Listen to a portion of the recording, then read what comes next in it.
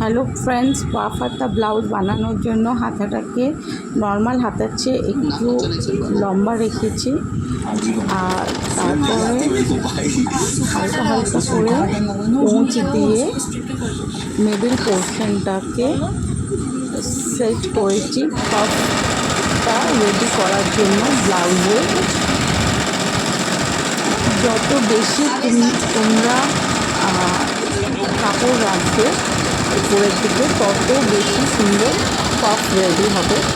আমার যেই পাফটা হাতার রেডি হয়েছে উপরের গ্যাদারিংটা দেখো, আমি বেশি রেখেছি বলে বেশি মতো হয়েছে।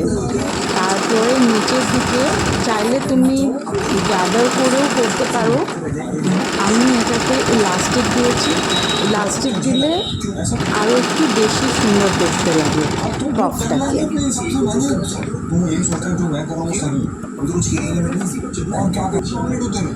এবার ইলাস্টিক দেওয়ার পর এটা স্ট্রেচেবল সুন্দর হালকা লাইট ইলাস্টিক দিয়েছি, যার জন্য এটা পরতেও কমফোর্টেবল হবে।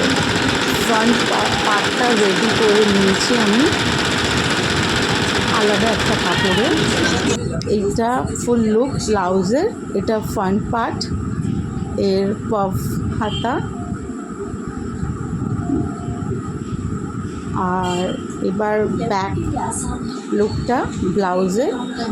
আশা করি যদি তোমাদের ভালো লাগে তো প্লিজ ফলো, সাবস্ক্রাইব করো, কমেন্টস করো। Thank you.